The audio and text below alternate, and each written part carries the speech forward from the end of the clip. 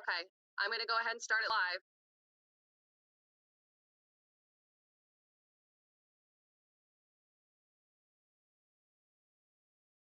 Good afternoon, everyone. Welcome to our town hall in regards to the COVID-19 vaccine and distribution here in Charles County. My name is Kim Hill. I'm the superintendent here in Charles County Public Schools. This afternoon's event is a collaborative event. We are here with the Education Association of Charles County and the AFSCME president. So we have Linda McLaughlin with us from EACC and Sarah Birch from AFSCME. Linda and Sarah will be moderating the chat for us, and they will be relaying the questions that you put in the chat, as well as questions that have been submitted in advance. We are waiting on the arrival of our Charles County Department of Health partners. As I'm sure all of you have experienced at some point in your Zoom virtual adventures. We're having a little bit of technology difficulties this afternoon. So soon on the line will be Dr. Diana Abney, who is the Chief Health Officer here in Charles County, and members of her team. But we didn't want to hold off starting, but they will join us as we're moving along.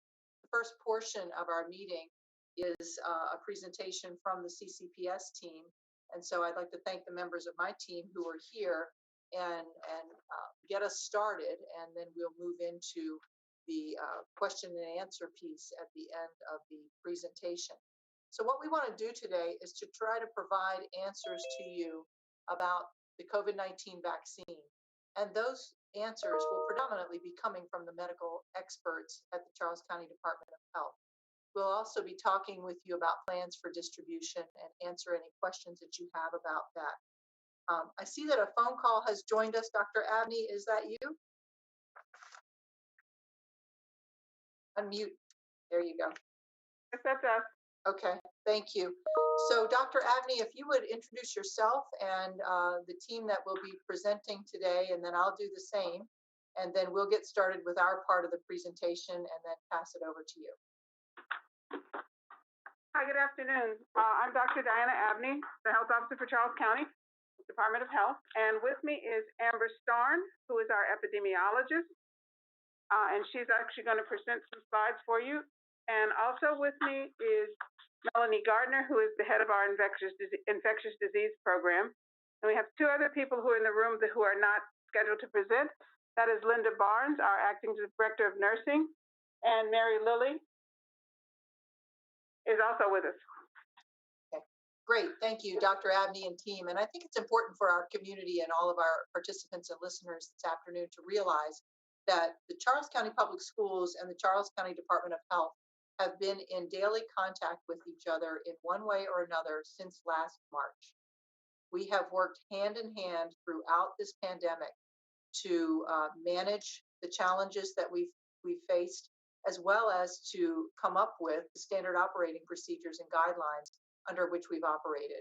So I don't want anyone in our organization, a public school system, to think that we are operating without the support and guidance of medical health professionals. We've relied upon Charles County Department of Health, and we thank them for their partnership. So with me today to help answer questions from the school system side is Deputy Superintendent Amy Holstein, Assistant Superintendent for Human Resources, Nikki Majors, Assistant Superintendent for Supporting Services, Mike Heim, and Director of School Safety and Security, Jason Stoddard. Jason has been working hand in hand with the Department of Health, and I'd like him to get us started on our slides. So Mr. Graves, when you are ready, you can go ahead and share that screen. And again, want to thank our moderators, Linda and Sarah, who will take care of our questions at the end. Jason.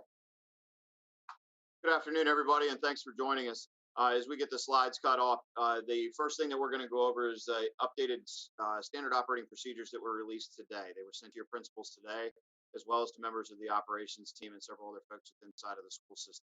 We've updated this document regularly since September, and as with everything as it relates to COVID-19, they are very fluid, and we continue to learn more. So I'm going to turn this over right now to talk to Assistant Superintendent Nikki Majors to talk about the first bullet about leave reimbursement for our employees. Sure. Good afternoon, everyone.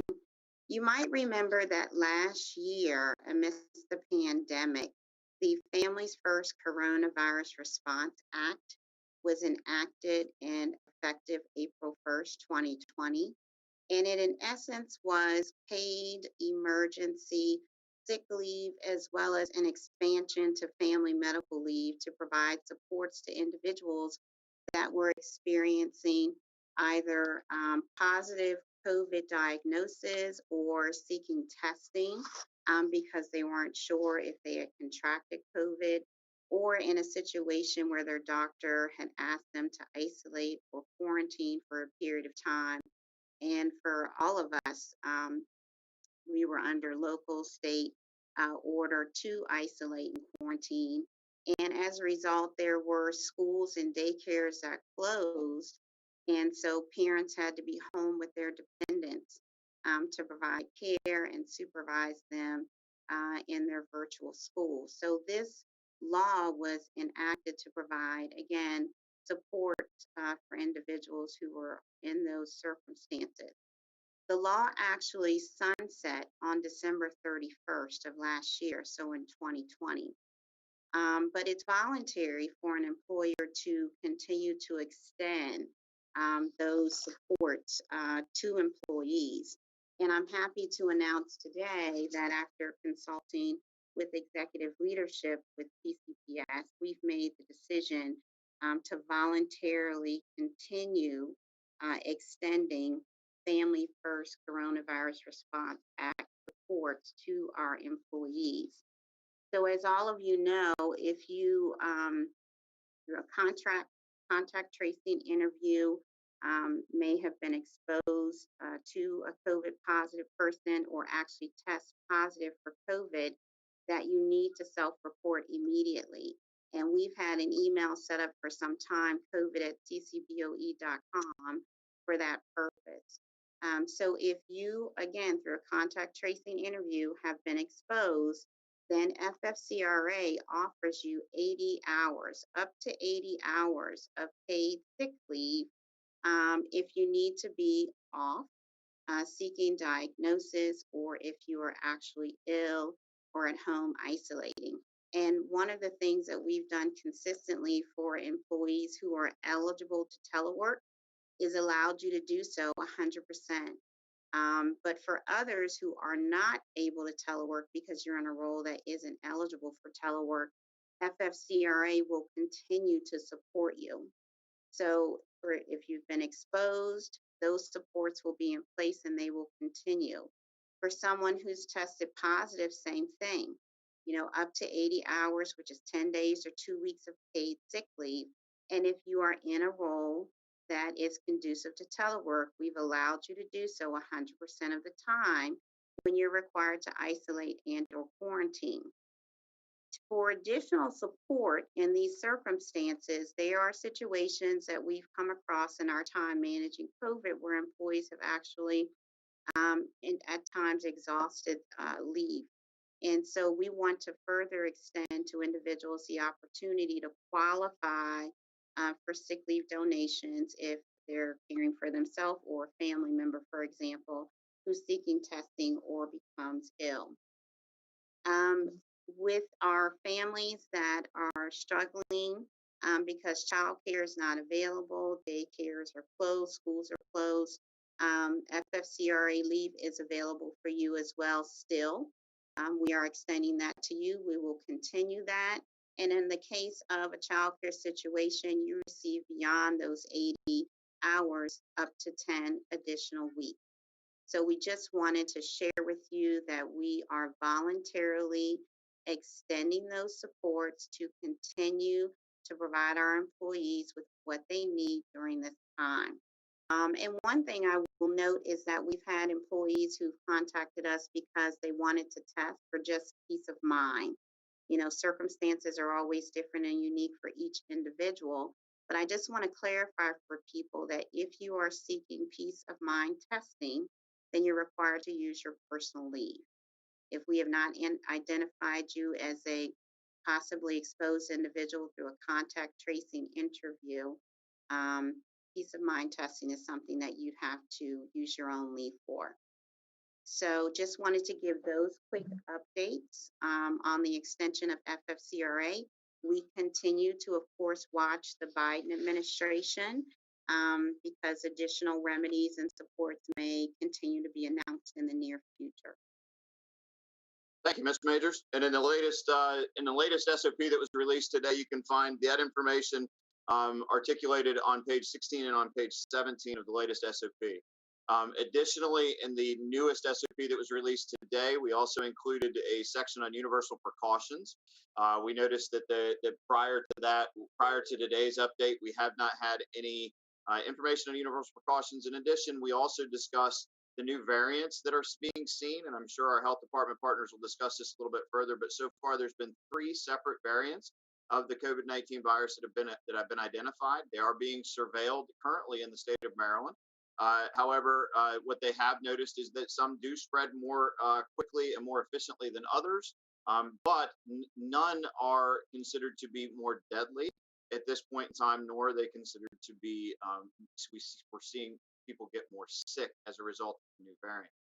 The last thing that you'll find in the update is we've also received updated guidance from the Maryland Department of Health as well as the Maryland Department of Education, reference to the use of cafeterias and lunchrooms for the service of meals. The current plan now involves the fact that we can utilize our cafeterias and our lunchrooms for the distribution of meals when schools do open. The details will be worked out at the school level. However, the SOP now reflects the new guidance that we've received. Kyle, can you move to the next slide? As we move on, I thought it was important that we discussed contact tracing, or the fact that our schools are safe and continue to be safe places for both our students and our staff. You will see on the in front of you that since November 1st through today, we've had 156 reported staff cases, positive COVID-19 cases of staff members. Of those 156, we've only identified 4 that have occurred or that have been potential community spread within our school. In each one of those cases, our investigation, along with the investigation that we conduct with the health department, has identified in each of those cases where multiple universal precautions were not followed. Whether that was somebody came to work sick for a number of days, thinking that it was just a cold or a minor sinus virus or a minor sinus issue, or whether there wasn't a mask being worn, or whether people were riding in the same car together, or having extended contact within 6 feet during a conversation. We know that from that if we follow as it says in the last bullet, that if we continue to follow the universal precautions, we continue to demonstrate every day that they work by wearing our masks properly, by taking care of our personal protective equipment, by limiting our one-on-one interaction with people to shorter durations than 15 minutes where we're within 6 feet of them, by keeping our distance, and also by not coming to work sick. The middle bullet in this slide, it tells you we make a phone call to every one of our employees who has either been exposed or test positive and conduct an interview. Either the Office of School Safety does that or Human Resources. And during this time, we have done this contact tracing for well over 600 staff members. During these interviews, we've discovered that exposures have come from the most common exposures come from things such as family contacts, trusted people inside of our circles, friends, our cohabitants, people that are with us, our partners, entertainment activities such as bonfires, house parties, sporting events, gathering at funerals, exercising at the gym. The one thing that we know, as you likely heard again today, and has been said repeatedly since this pandemic started and since schools were closed and there has been discussion of reopening schools across the nation have not been shown, nor has the Charles County Public Schools work locations been shown to be spreaders of COVID-19, because we have policies in place. We work every day with our health department, do our research to ensure that we are following all of the latest guidelines provided by not only the CDC, but also passed down by the Maryland Department of Education, Charles County Department of Health, and the State of Maryland Department of Health. Next slide. As we continue in updating you, it is important that you understand that we continue to increase our stockpile of PPE, of personal protective equipment for our staff. We did release an updated SOP on January 4th, as soon as we came back from the break. Recently, we were able to obtain about 2,500 pairs of goggles that are available for staff members. The goggles can be worn in lieu of the face shields. They are available for you. You can requisition them through your financial secretaries at your school. We also have received a shipment of child-sized masks. These were missing in our inventory because we had not received them yet. However, every school has received a number of child-sized masks, which is about 10% over what their current state-rated capacity is. So we should have plenty of child masks. In addition, we also have received new face shields that are made right here in the state of Maryland. They are made by a company called Hardwire. They're a little bit more durable than the other face shields that we have, however, just as protective. I do want to remind you that if you do decide to wear a face shield, that you also must wear a mask underneath of the face shield. The face shield does not take the place of a cloth mask over the top of your mouth, your nose. Kyle, next slide. As we continue to move forward, as I talked about earlier, the contact tracing, I thought it was important that we talk about the contact tracing and what you can expect if we do call you. As I said, we've spoken to well over 600 of our employees over the last several months that have either been exposed or that are potential, that have had exposure issues outside the school, confirmed cases, or during our own in-house contact tracing investigation. We do conduct a phone interview. You will be asked if we do have an exposure issue. You will be asked who you have been within 6 feet of for more than 15 minutes during a shift. Due to the timelines of COVID contact tracing investigations are timeline investigations. We figure out which days are important. We may also ask you if you've hugged or kissed that individual or engaged in other intimate contact. We're also going to ask about who you've been around, coughing, singing, exercising, especially in confined space for longer periods of time, because we know through research that those are the people that we need to be contacting because they are at higher risk of being exposed and potentially catching this virus. As we continue through that investigation, when we talk to people who may have been exposed or that are positive, we do get information of who could be considered as a close contact. Once we go through those investigations and we collect that information, we then reach out to all of those close contacts in each case. I will tell you that in doing this for as long as we have, a vast majority of our cases, either due to timeline or investigation, when we get down to it, we don't find too terribly many people that fall into the 6 feet for over 15 minutes because our staff is doing the right thing, because we have policies and processes in place. It is important to note that in the new guidance with the new variations of COVID-19 that have been identified, some of them do spread more efficiently. We are asking that our staff really pay attention to limiting face-to-face contact to under 10 minutes if you cannot be with over 6 feet. Those two things go together. We want to make sure that if we're under 6 feet because we're in a small office or we're in a conference room, that our contact is very, very short. The shorter, the better. We look at distance and time when we do the contact tracing investigation. During that contact tracing investigation, you'll be given quarantine, or if we discover that there are close contacts that we need to quarantine, you'll be given quarantine instructions as well as telework instructions if possible. There will also be a privacy conversation. There are many different variables as it relates to how people view this virus. I will be quite honest with you. In many cases, many people want it to remain private, and due to certain laws that we have to abide by, the school system will never share who our private people, who are positive COVID-19 people are. However, some staff members do want to share it with other people for various reasons. We do not do that. We do not tell people who positive people are or who exposed people are. There is a various amounts of information that are out there, and everybody has a different understanding of this virus and what it means to them, and doesn't quite understand because of terminology definitions and, quite frankly, the amount of changes, what exposure is and what close contact is.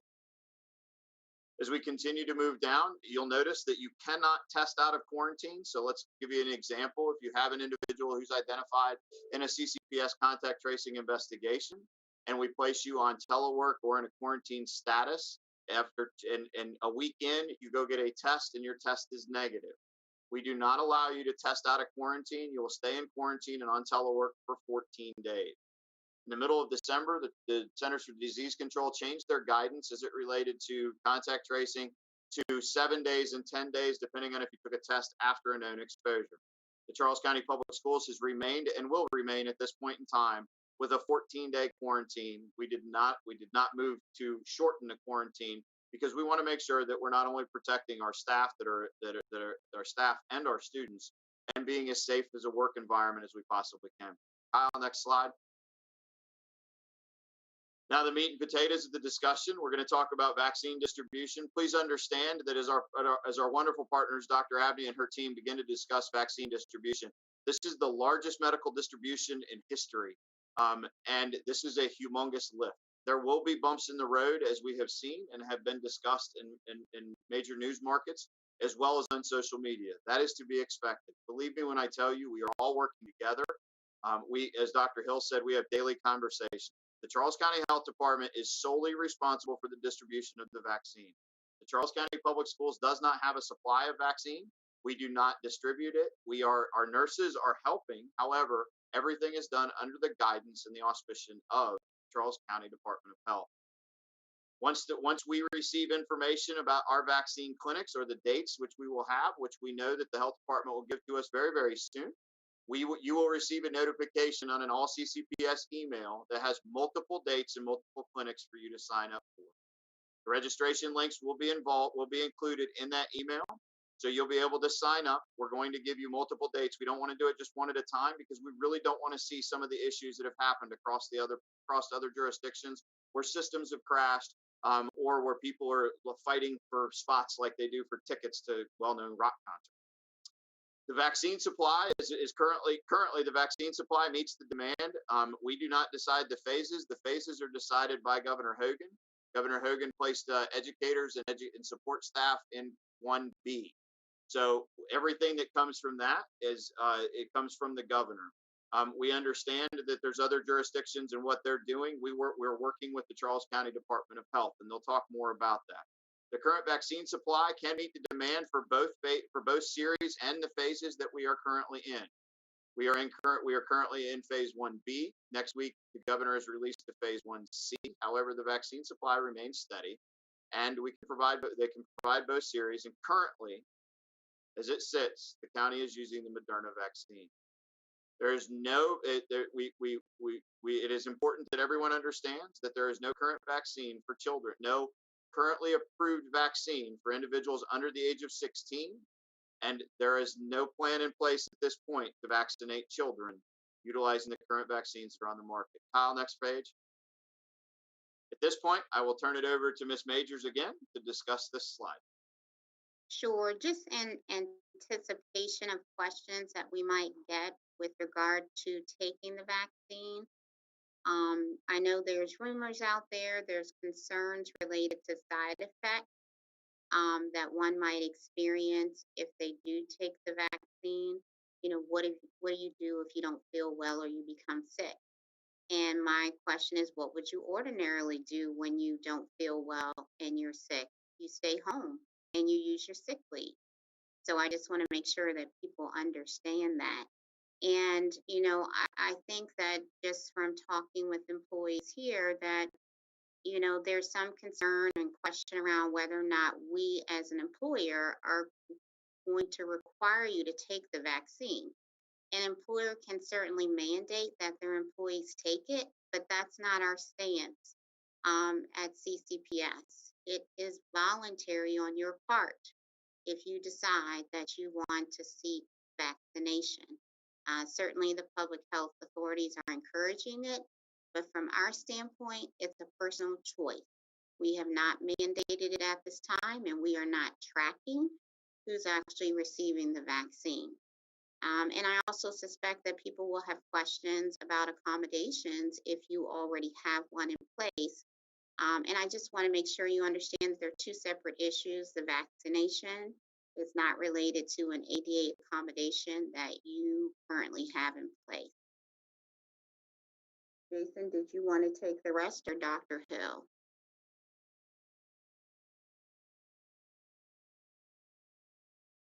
Thank you, Nikki. So it's important for us to understand that when we create the timeline for return to school and working in your workplace instead of working from home, that applies to everyone, whether you choose to get the vaccination or choose not to get the vaccination.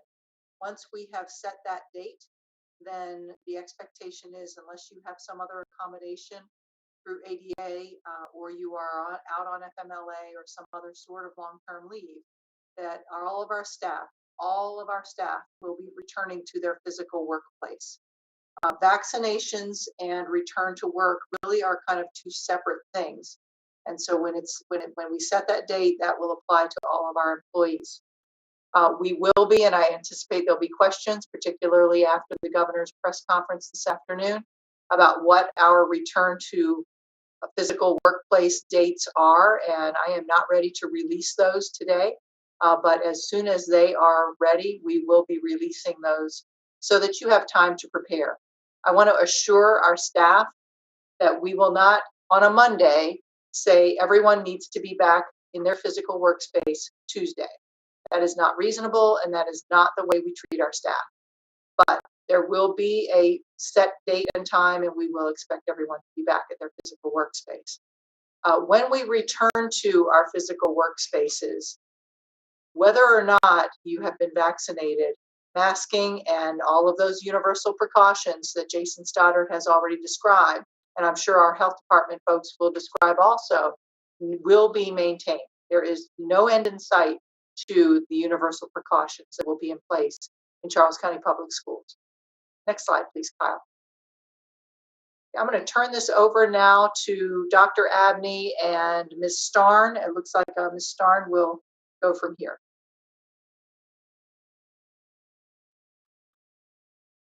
Hi, thank you, Dr. Hill.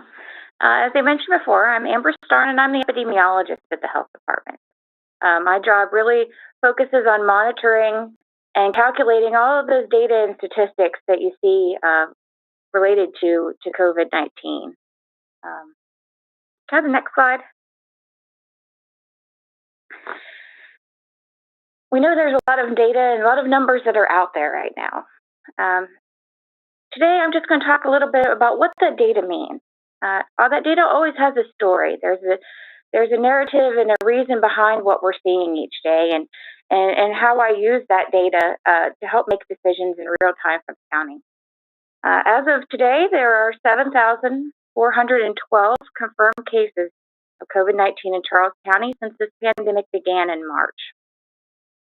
Average age is about 41 years, and about 8.2% of those confirmed cases have required a hospitalization at some point. We use the calculation of the term percent positive or percent positivity a lot. There are 3 ways to calculate that. None of them are an approved or recommended way. None was better than the other. The point of a percent positive rate is to look at the trend and the number of people in your community who have that virus. It helps us to look at what the community spread looks like. Currently, the percent positivity rate in Charles County is 8.82%. At this point, it is higher than the Maryland percent positivity at 7.66%.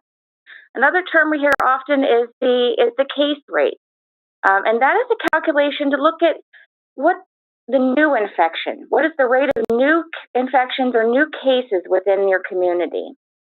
And we use a 7-day average. And the reason that we do that is to increase our sample size. It helps to make us to have a more reliable statistic when we're looking at a county level numbers. So at this point, and we also talk about it in terms of per 1,000 population. So when you're done with the calculation, you multiply it by 100,000 so that you can really make those comparisons between populations of a different size, such as looking at the county versus the state. So the Charles County case rate, the 7-day average case rate, is currently 39.81 per 100,000. And then we're able to compare that to the state, we're currently at 39.5 per 100,000. So we're very similar at this time. The next slide, please. Just looking at our confirmed cases by age group, the majority of our cases fall within the age group of 18 to 64 years. That's not surprisingly. And if you look at that, remember previously I said our average age is 41. Well, that falls right within that 18 to 64-year-old age group. They're the ones who are going out to work. They're the ones that are out doing the grocery shopping. They have more opportunities to be out in the community and have more chances of exposure. Because I tell people, every time you leave your house, you take that, it's a risk of exposure. And then our 65 plus make up about 12%, and our under 18 make up about 11% at this time. Next slide. I just wanted to briefly show what the cases look like by race. And what I really want you to notice is we have a large group where we don't know what race is. So I really can't make any conclusions on the data when there's such a large group where it wasn't captured. Why wasn't it captured? Because traditionally lab reports didn't collect that data. It just wasn't something that they often put on there. So we're working very hard to get the labs to fill out race and ethnicity data so we could have a more complete picture, but we don't always have it. Looking at it, you can see, the percentage who are African American or Black for our community is the highest. They make up the largest racial group within our county, so that's not different than what I would expect to see. Next slide, please. So I wanted to show what the trends look like in that percent positivity. What does it look like for us, and how I use that? At the beginning of this pandemic, back in the spring and April, you can see there's that big spike at the beginning. That's really because we've had a limited amount of tests.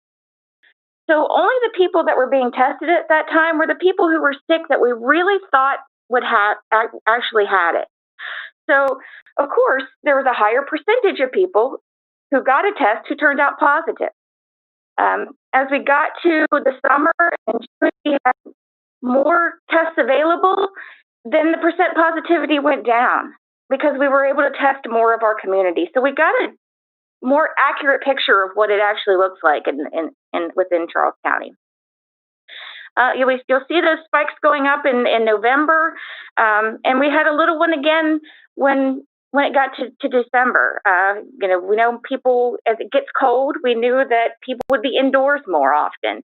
As we got to the holidays, people would have more gatherings indoors where they may not have been following those mitigation strategies. Next slide, please. Looking again at some trends, looking at what it looks for our case rates. So this one's kind of the opposite. It looks really low at the beginning, but it's really low at the beginning for the same reason. We weren't testing everybody. So we didn't know the true number of new infections in our community at that time, only those that we were able to identify and test. But as we were able to get more tests and people became more familiar with testing, and it became more readily available to everybody, then again, we had a truer picture of what that case rate and the number of new cases in our community looks like. So when we saw this big spike, you can see November, starting in October, November, December, when it got colder and around the holidays, we've been able to see the impact in the community. So you see that spike at the end of November and into the 1st of December from Thanksgiving. And then you see that the latest spike there and in the end of December and into January that were really your Christmas and New Year's.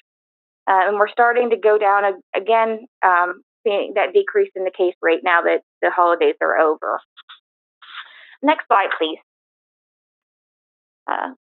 Just a couple of seconds to talk about what the death data has looked like. As we know, even one death is too many, but we've seen several in this county. As of today, there have been 137 confirmed deaths since this began in March, and we've had one probable death. And what a probable death means is that we believe, based on the symptoms of the individual and that died, we're still waiting on laboratory confirmation that is in fact a confirmed death due to COVID-19. Average age of our COVID deaths, about 75, but it does range from the 30s to in the hundreds. There have been 12 COVID-19 deaths so far in the county for the month of January. Next slide, please. Again, showing those trends and what the deaths have looked like. There were several, and we lost a lot there in April and May when we had those very large-scale outbreaks in nursing homes, assisted livings, and congregate living facilities. And then as more infection control policies and routine testing for staff and residents was put into place, we saw those numbers go down. And so June, July, and up until fall, we really had much lower numbers of deaths each month. But we did see the increase in December, and we have seen an increase for January as well. Next slide. Looking at our deaths by race, we've mostly seen among our African American at just about half, in our white population at just about 41, and then 9% for your other, which would include Hispanic, Asian, and 2+ more races and other. Next slide. And last one I wanted to show briefly is what do those deaths look like by age? You can see that about 35% of those, just over that 35.5%, were individuals 70 to 79, and another 35.5% are people who are over the age of 80. So it's a smaller proportion of deaths in those that are under the age of 69 years. Right, next slide, and I believe I will turn it over to Dr. Abney.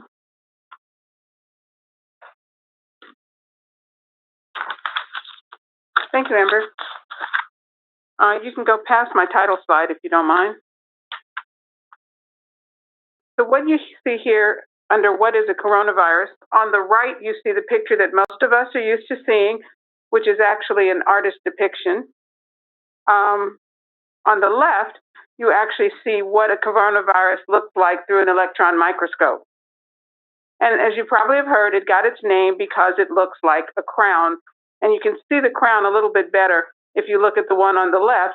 You see it has a little, you imagine cutting it in half, it has a head, and he or she has a little crown sitting on top of it.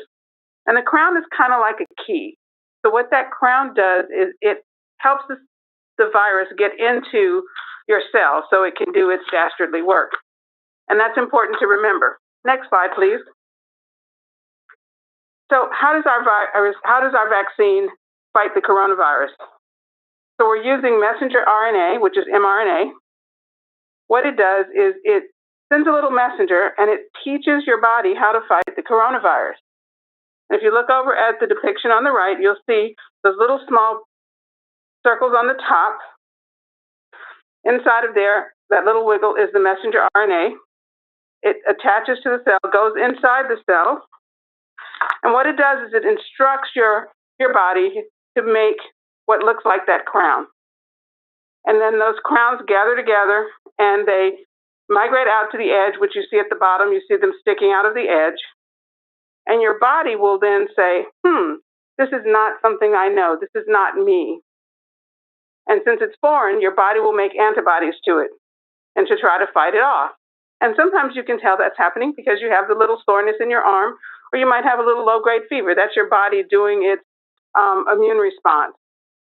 But the good thing about this is after it's done that, it now remembers how to fight this coronavirus off. And when your body actually sees a coronavirus, it remembers that that crown is not part of its normal being, and it sends those little antibodies out to fight it. So basically, what mRNA virus does is it teaches your body how to attack the coronavirus, and it attacks it at the crown or at those spikes, which is why I said the spikes are the key. Next slide, please. So one of the things that everybody really wants to know about anything, but especially about vaccine, is is mRNA virus vaccine safe?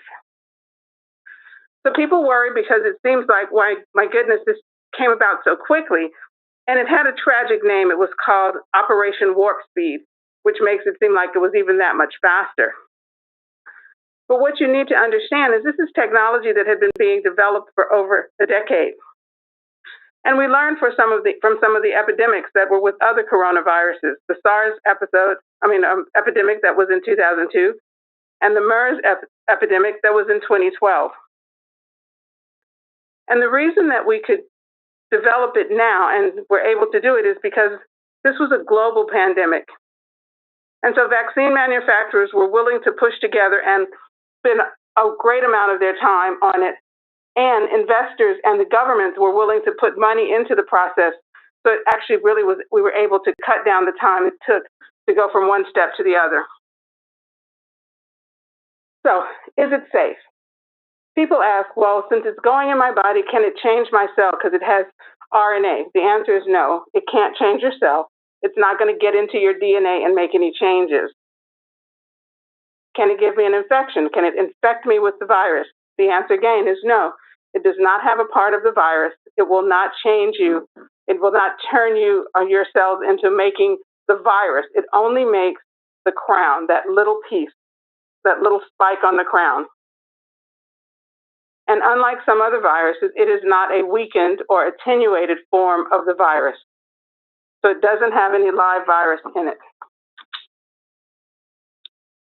Next slide, please. And as you probably know, there are two different mRNA coronavirus vaccines, Moderna, which is what we're using here at the health department, and Pfizer. And they're pretty similar. The effectiveness of Moderna is about 94.1%. Pfizer is 95%. They're both two-dose vaccines. The interval for Moderna is 28 days, and the interval for Pfizer is 21 days. This is probably one of the biggest differences. Moderna is stored in like a regular freezer, -4 degrees Fahrenheit, whereas Pfizer needs to be stored in an ultra-cold freezer, which is -94 degrees Fahrenheit.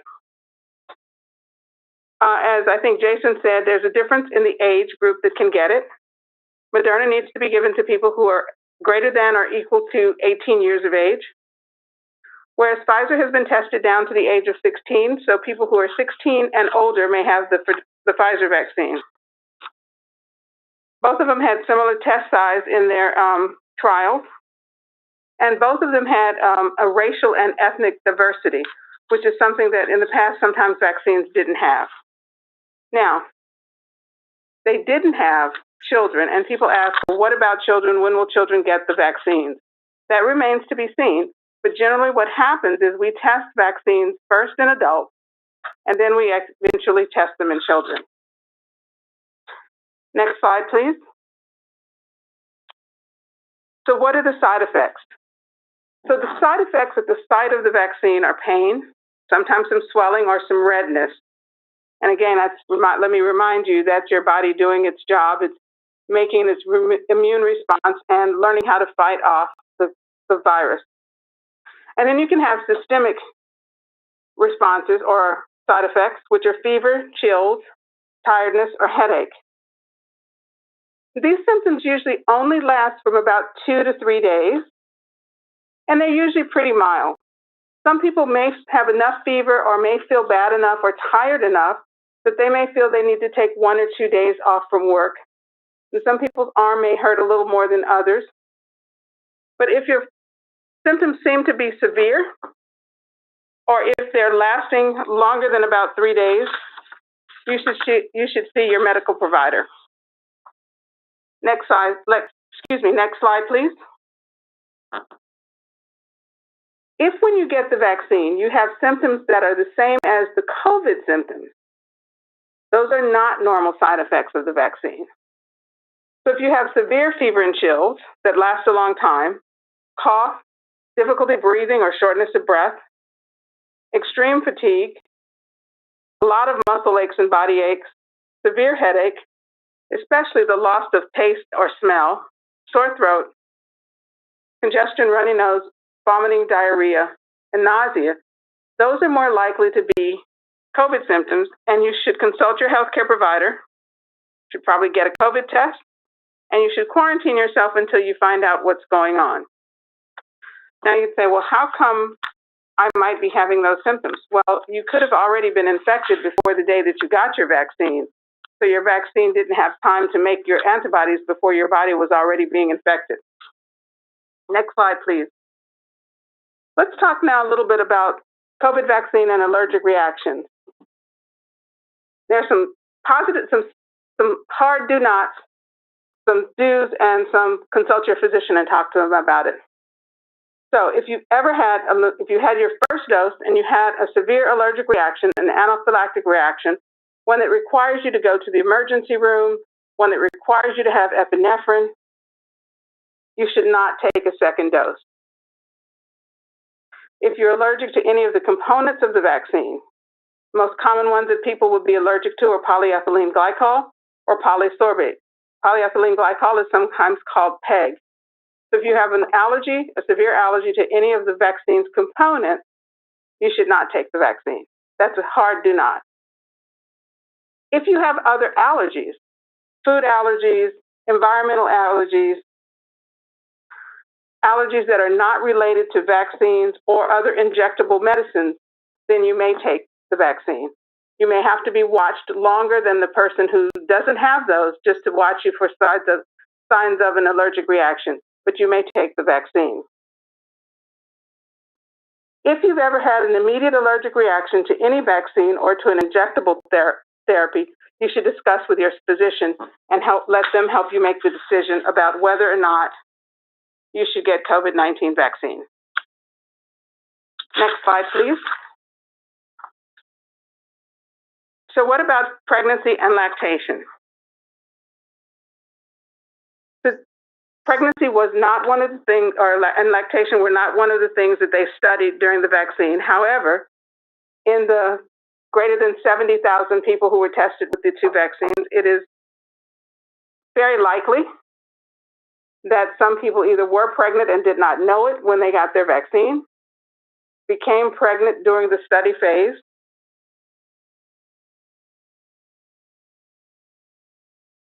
and during that time, they didn't see any harmful side effects so far to babies or to the mothers.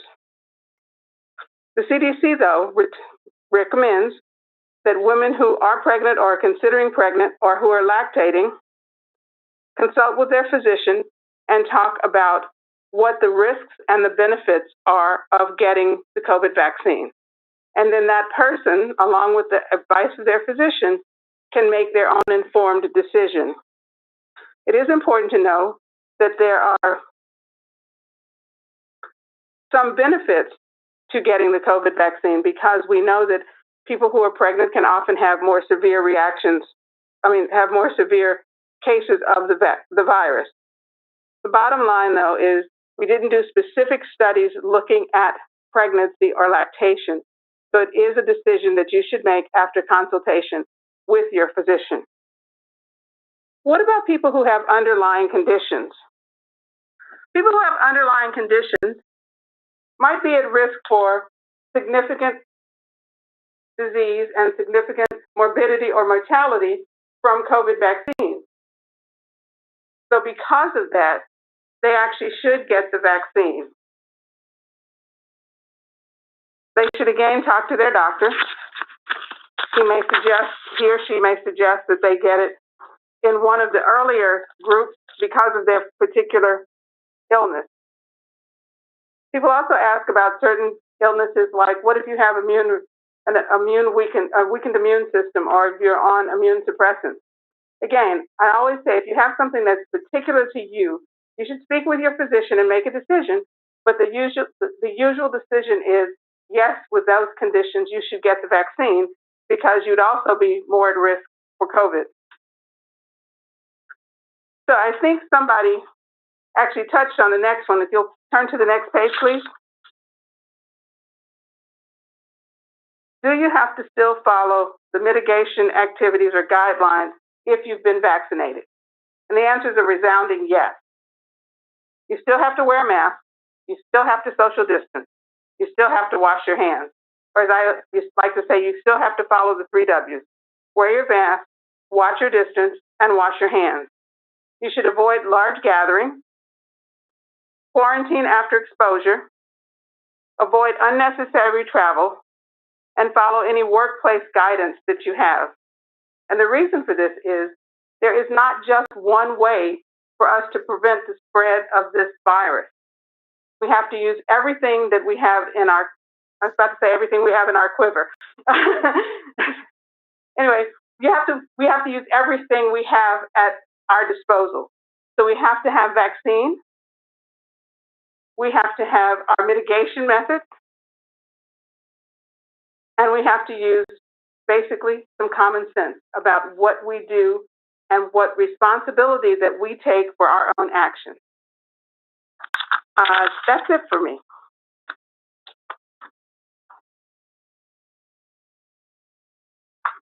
Jason, that's the end of my slides. Wonderful. Thank you, Dr. Abney. At this point, I will turn it over to Dr. Hill. And I believe we're going to be moving to questions. Yes, thank you. Thank you all, particularly our partners at the Health Department for that comprehensive set of slides and all of the information you shared.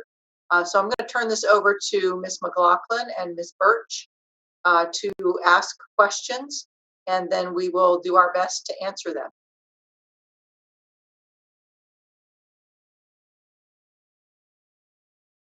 You're on mute, Linda.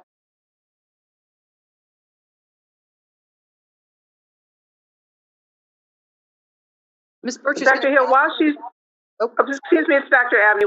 While she's getting ready to speak, let me just apologize now because I have a hard stop at 5:30 because the health officers have a meeting that is has been called for this afternoon at 5:30. No worries, Dr. Abney. We are going to end this at 5:30, so we appreciate that heads up. Go ahead, Linda or Sarah. Okay, I have the first question. How will CCPS staff be notified on how to register for this COVID-19 vaccine? Please keep in mind that people working during the day may not be able to read and respond to the email quickly enough before limits are reached. Thank you, Ms. Birch. As addressed, as soon as we receive the links from the health department, there'll be an email that goes out to all CCPS, which will be shared with our contractors as well as those who do not have, that work for us, that do not have emails through our system. That email will be sent out as soon as we receive the information from our partners at the health department. There will be multiple links for multiple clinics in that email. So there should not be a need for a rush to get to those spots.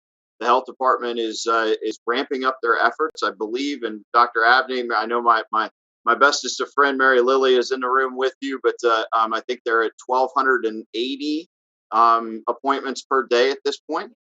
So once the information is provided to us, it will go out. It will go out over our email system. We cannot promise a time at this point, but it will go out as soon as we have it. Thank you. I'm going to continue with a question from the chat. One of our participants has asked about whether our county has a contract with Moderna and how that arrangement was decided. Like, why do we have the Moderna vaccine rather than the Pfizer vaccine? So this is Dr. Abney. That was a statewide decision. We actually have in the state both Moderna and Pfizer vaccine. We don't have an ultra cold freezer right now, so we weren't able to accept Pfizer vaccine on the first day that vaccine was available. It's not like we said we only want one or the other.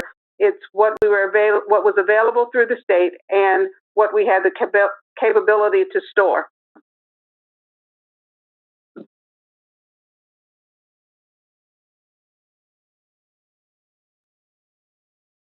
I was just wondering why Charles County is waiting to vaccinate the people in phase 1B.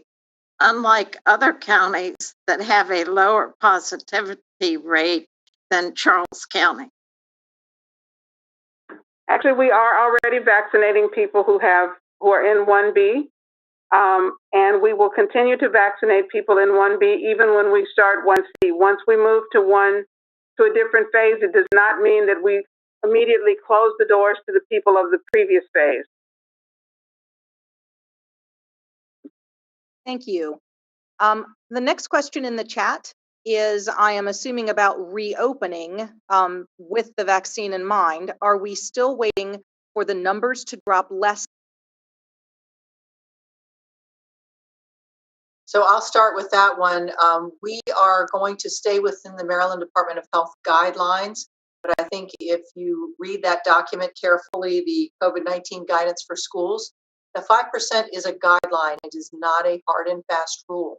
So what we're doing is collaborating with Dr. Abney and her staff to determine when it is safe to return to school. It won't be tied to a specific metric.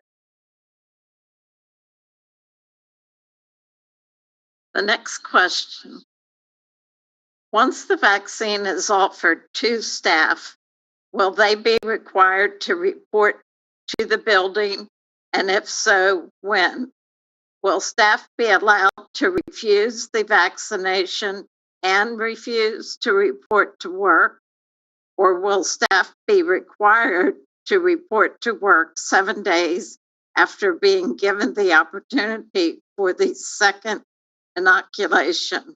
If staff refuses the vaccine and refuse to report to work, what action will the school system take?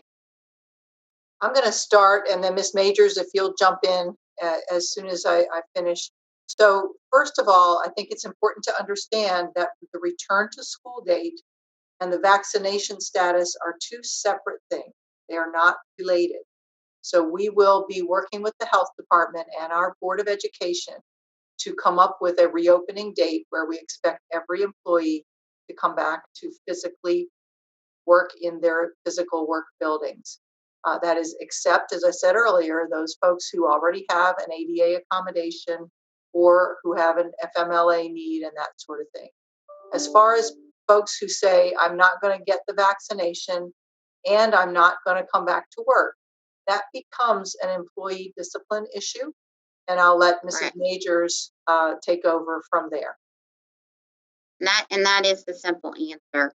Once an employer mandates you to return to work, the requirement is that you return. And if you don't return to work, then we can take disciplinary action against you for not showing up to work. So that really is the simple answer to that question. And I think we said already that we can't require you to take the vaccine because we haven't taken the position that as an employer, we're mandating it for our employees. Some employers will mandate it because they can and they choose to based on their business needs. But for us, our position at this time is it's voluntary for you to take the vaccine. It's a personal choice.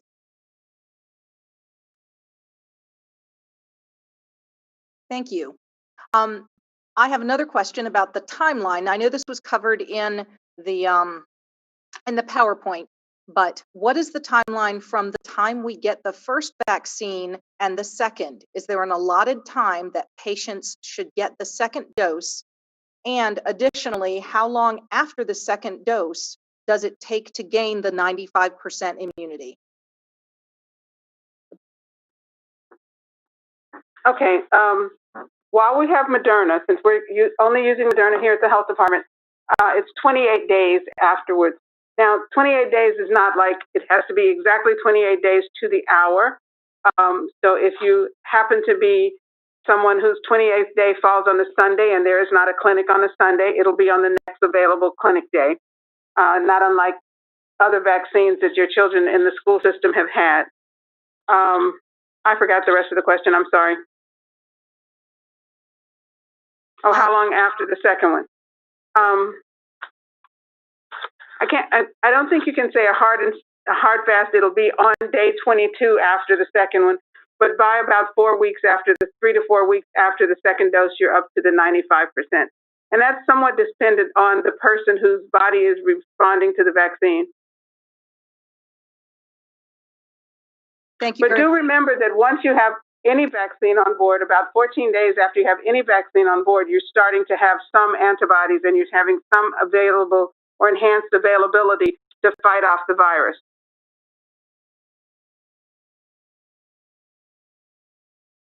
Okay, the next question I would like addressed from a health professional, not school staff, is how safe is it to remove masks in the classrooms to eat? Will a better plan be rolled out with lunchtime for students? What protocols are in place at restaurants that we could use?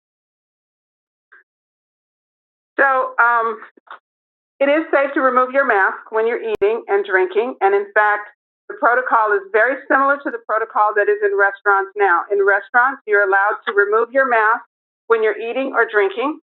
You're not allowed to eat while you're standing up or walking around. And I'm pretty certain you all don't allow the students to walk around the classroom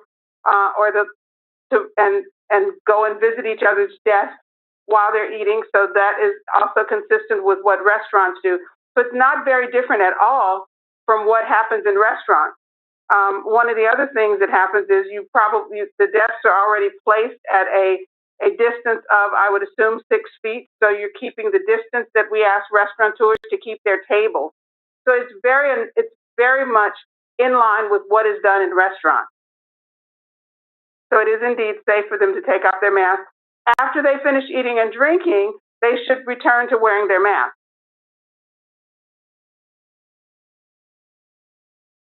Okay, there's more to that question. What if a teacher refused to perform custodial duties, such as wiping down desks? Are they obligated to? Would CCPS provide the proper PPE, such as vinyl gloves, to facilitate this task? So I'll start with that, and then Mike, if you want to come in, as we were moving to phase 2 at the beginning of November, Mr. Heim's staff worked diligently to obtain new cleaning items that do not require PPE to be worn while they're utilizing the cleaning agents. As it relates to the rest of the question about being forced to clean, there is an expectation that we are all in this together. Cleaning is not only good for our students, but it's also good for our staff. We'd like to believe that we're all part of a team here. I know there has been previous discussions about whether it is in the contract or not. Routine cleaning, as I think we've talked about in the past, helping to ensure that everybody is safe is something that we want everybody to do. As we move forward, understand that as we went over, the guidance from the health department has changed about meal distribution and how meals will be done.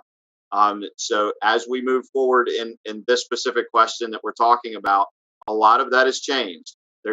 Meal service is going to be in the cafeteria. It's not going to be in the classroom. There will be space between the students. We're not going to get into the granular discussion because every different school has different issues of what they're going to do. And we have some amazing experts, both in food nutrition services, as well as at our administrative staff that will make that happen when the time comes.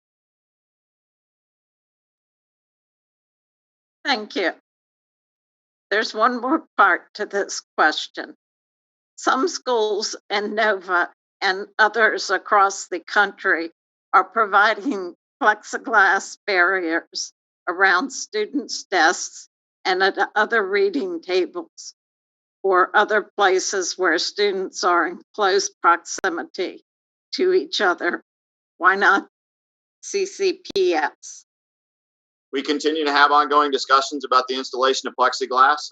What we have done at this point is we have a face mask for every one of our instructors, which is a walking piece of plexiglass that actually provides protection for not only the person wearing it, but also for the people around. As you're expelling respiratory droplets, which is how this virus is transmitted. The face shield immediately stops them, and gravity takes over to block them down. Plexiglass placed around people, as we've discussed in the past, there's no proven evidence that it works. We are interested in things that are protective. That's why we've provided a face shield for every one of our staff members, and now we have goggles. That is also why we have a requirement that masks be worn.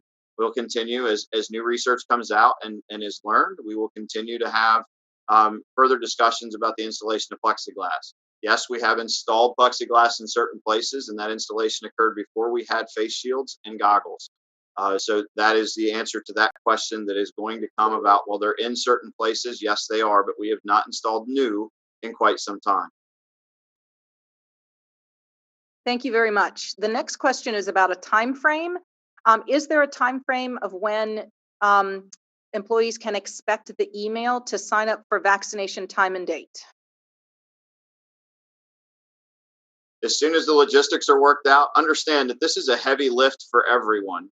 The health department is working as fast as they can. They understand that there is a tremendous amount of people who urgently want this vaccine. As soon as we receive the information, we will pass it to our staff. Dr. Abney, Mary, do you have anything to add to that?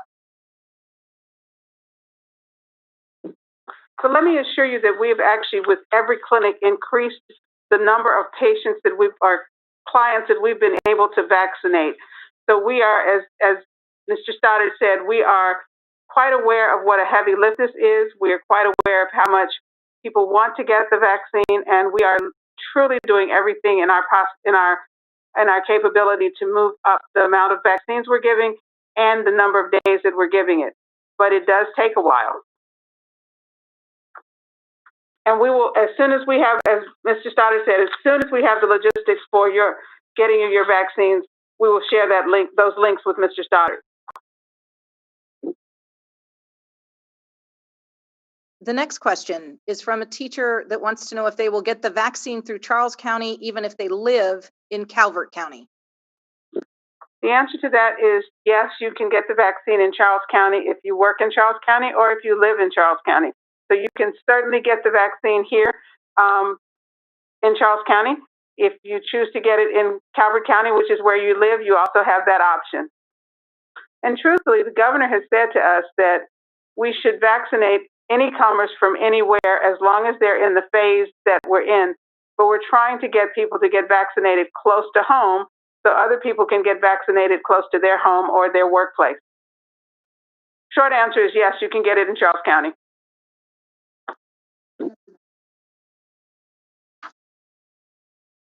If a staff member begins to feel ill or have negative side effects from receiving the vaccine, will their leave be covered, or will they be approved to telework 100% of the time until the symptoms subside?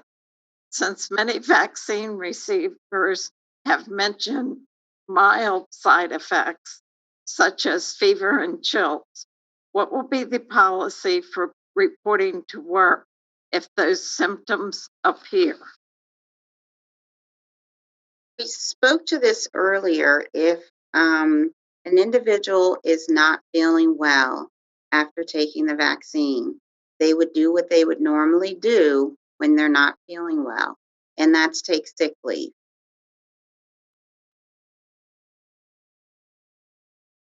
Thank you.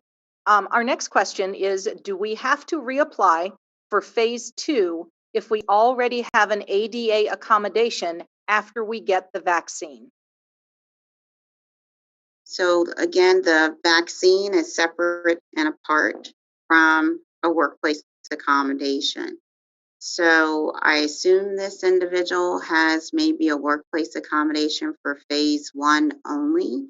So you would need to apply if it's announced that we're moving into phase 2 and you need an accommodation, you would need to submit for phase 2. But your accommodation is separate and apart from the vaccine.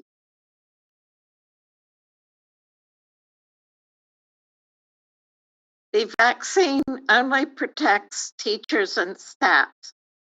not the students or unvaccinated family members.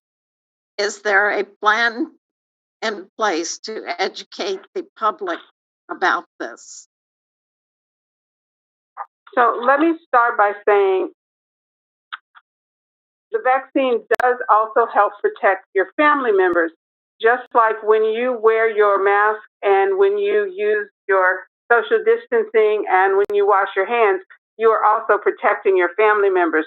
So it does give your family members some added protection because it decreases the chance that you will bring your the virus into the family and spread it into the home and spread it among the families. And I will make sure that on one of my times of giving the health department update to the county, that I will make that very clear to people. But it will help protect your family. It won't give them their own protection until they are able to get a vaccine, but it will provide some protection. Great. The next question touches on the question that I just asked about someone who lives in a different county, but this goes for the state. For teachers who live out of state but work for CCPS, will they be eligible to receive the vaccines from CCPS? I just wanted a little clarity on this, just to be sure. The answer to that is also yes. If you live out of state and you bring your CCPS ID with you, you can get your vaccine here in Charles County. This is a very popular question. We had it asked several times. Will we be able to get the second doses of the vaccine within the recommended time? Is the demand going to be met by the end of January, beginning of February? If we get the first dose, are we assured to get the second dose in a timely fashion? Can we make the second appointment when we get the first dose? So as we understand it now, as far as what the vaccine availability is to the state, the answer is yes, we will be able to give second doses to people. However, there have been some things that have been said in the public by our leaders that perhaps we don't have enough vaccine. This was at the federal level, but our governor, who spoke today at 2:30, said to us that we do have enough vaccine in the state of Maryland at this time to make sure people get their second doses. So I have to believe that our governor is telling us the truth. Now, the other question about can you schedule the appointment the same day as you make the first one? The answer to that is no. We'll be contacting you when it's time to schedule the second one, because as we expand clinics, we won't know if we'll be able to be giving you an appointment at the same site. If we expand days, we won't know if we'll be able to give you an appointment on the same day. And should the unthinkable happen and we don't have enough vaccines, I would hate to have somebody already have an appointment and have to cancel it.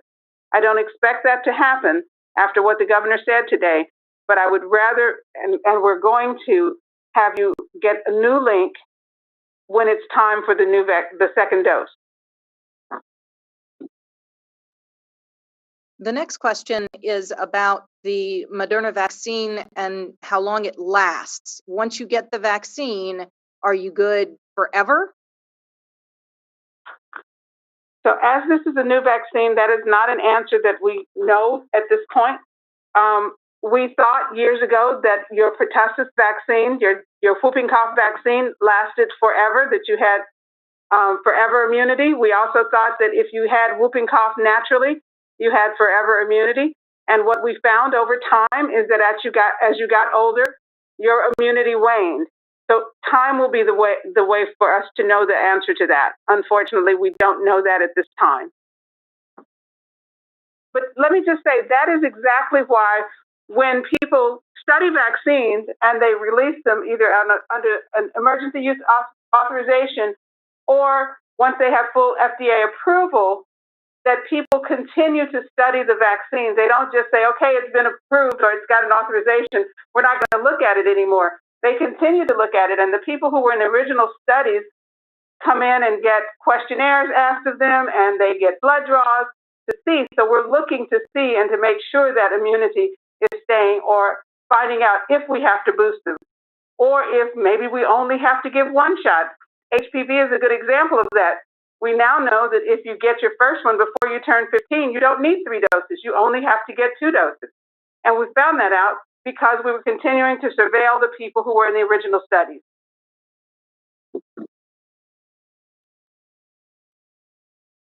Will the mask policy still be enforced?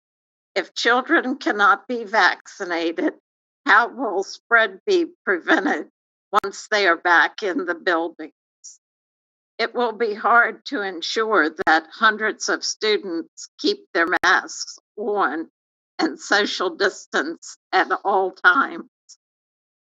I'll take part of that. As we continue through this, as we said in the presentation, there would be no change to our current universal practices and universal requests for you to wear PPE, and that goes for our students as well.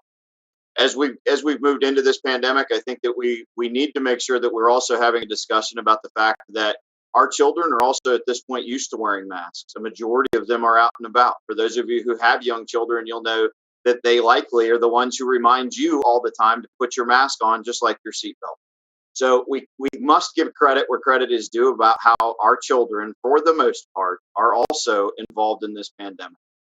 As we move forward, we do not see, especially looking at this year, that we're going to change our processes as far as the requirement of masks. We understand that there needs to be more education, not only for our students, but also for our staff, to ensure that everyone is wearing their mask appropriately over their nose and over their mouth, and also that they are taking care of their personal protective equipment as we go through this pandemic. If you're still wearing the same mask that you wore when you first started, it is likely not effective.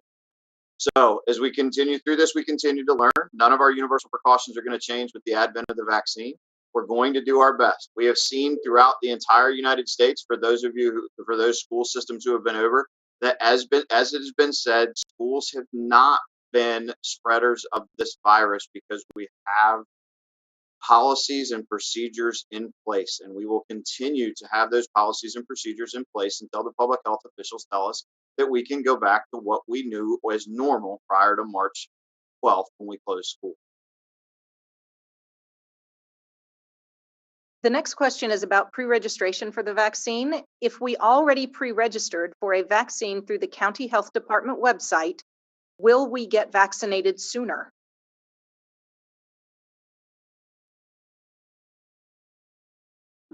That depends on whether or not you've already gotten a link for this Saturday's clinic.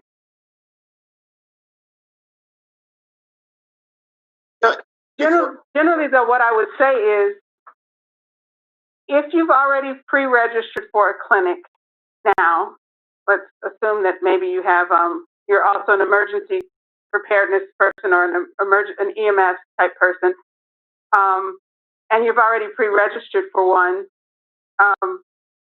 you can go on and get it with that one, or you can not, when you get a link for that one, not register for, or not get an appointment, because we don't want people to have 2 appointments, because then that means that somebody, either a teacher in the teacher clinic or another person in the clinic that is for the general people who are EMS and over 75 and starting Monday over 65, won't be able to get a vaccine because there'll be a clinic space that is gone because the person who's getting it through the school is holding it. So you do need to decide which one you're going to do and do that one. To add to that, I'd also like to please strongly encourage the CCPS staff to be patient with us as we get the links. We're working with the health department, as we've talked about repeatedly throughout this. There are other links out there that have been made public for priority groups such as 75 and older, police, fire, EMS, things like that. Please be patient with us as we work with our partners at the health department. We have links coming, but we don't want to be taking, we have spots, we have clinics, and we want to make sure that everybody who's in the priority groups and in the phases gets it when they can. So we have it coming. Just please will be patient with us. Thank you. This is sort of a continuation of that question. What order are the vaccinations going to be administered? Age, risk of exposure, alphabetically? So that's a multi-part question. So as you know, there are phases. 1A, which was first responders, medical healthcare providers, has already been started. 1B is now educators and people over 75. They're now. And then the next one will be the next group, which is over 65. So it is indeed rolled out in order of what phase the state is having people register in. And then after that, once you get your link after the registration, it is dependent upon when you go in and put your appointment, and get your appointment time. So yes, it's age to some degree because we're doing 75 and older now. And then next week, the 65 and older will be able to join the group. And then later, the people who are younger than that will be able to join the group. But it's according to the plan that is set out that really started with the CDC and the ACIP, the American Committee on Immunization Practices, which is part of FDA and CDC. It's the plan that was started by them and has been adapted by each state. Thank you. If you've had COVID, how soon is it safe to get the vaccine? Do you need to wait a certain amount of time before getting the vaccine? So that's an interesting question because if you look at the CDC website, what it tells you is if you've had COVID, yes, you should get the vaccine. It doesn't specifically say when you have to or when you should. It does say that you could consider waiting up to 90 days because many people will have antibodies that last up to 90 days. Does that mean you have to wait 90 days? The answer to that is no. Does it mean that I just got over it yesterday and I'm just feeling better? Should I run out and get it? Probably not, because if you've got antibodies from just being over it, they're probably as strong as they're ever going to be. So you should I would discuss it with my physician if I were you, but I wouldn't run out and get it like as soon as I felt better. But I would definitely get it at some point. Thank you. Will accommodations be taken away if a staff member with an accommodation declines the vaccine? Can I receive the shot with everyone else without jeopardizing my accommodation?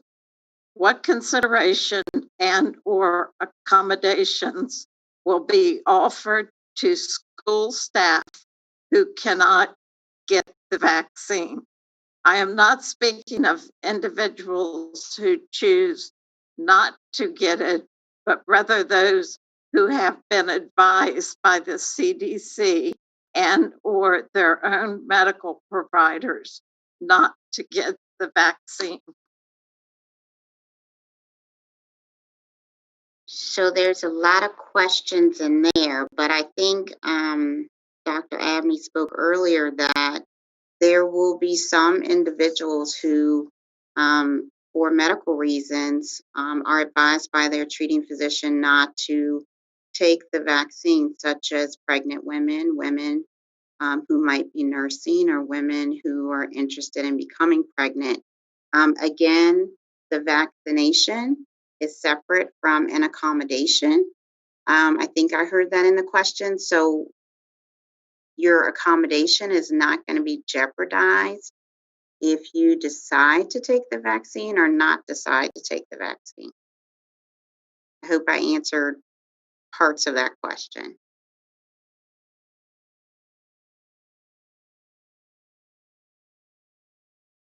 Thank you.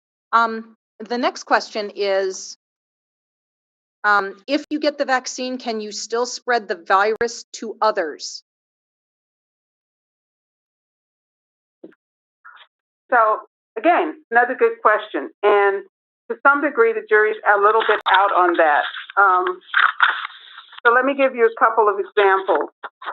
Let's say you get your vaccine tomorrow, but you were already exposed to COVID and you're already incubated, and 2 days later, you develop the symptoms of COVID, you get a test, as I said you would do if you had what were really the symptoms of COVID, like the loss of smell. If it turns out that you actually have COVID, then yes, you can spread it. That's one example of why, even after you had the vaccine, you could spread the virus to someone else. The virus's job is to prevent you from getting COVID. So if you hadn't been exposed and aren't already, the vaccine's job is to prevent you from getting COVID. So if you hadn't already been incubating the disease and got the vaccine and it did its job well, you would be unlikely to get COVID and definitely unlikely to get more severe cases. So you'd be unlikely to be spreading it to people. What we don't know about and what we're not sure about, because it wasn't one of the things that they specifically studied when they were doing the studies, we don't know whether or not some people might have an asymptomatic COVID infection and might be able to spread to other people, which sort of makes it go back to what we said, is even if you have the vaccine, you should still follow the rest of the COVID mitigation activities or guidelines.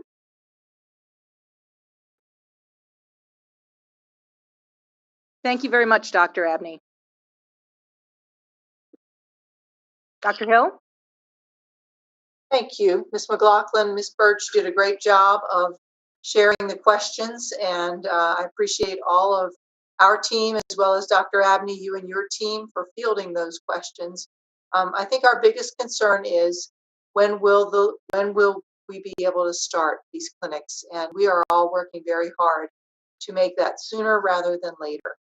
I want to speak on behalf of our board members and all of us who work for the school system, in that our teachers and our staff have done an amazing job of dealing with all that we've had to deal with since last March. What we've seen in instruction, what we've seen in the quality of safety in our buildings has just been phenomenal.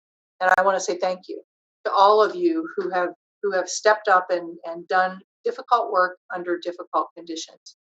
But hopefully we are now at the point where we're seeing a light at the end of the tunnel. And I understand there is always anxiety when we're talking about transitioning back to more in-person instruction rather than virtual instruction. We understand that. We're going to do everything we can to support our staff as they transition back to in-person instruction for our kids, because our kids need us face-to-face. So thank you all for participating. This ends our town hall for this afternoon, and I wish you all a good evening.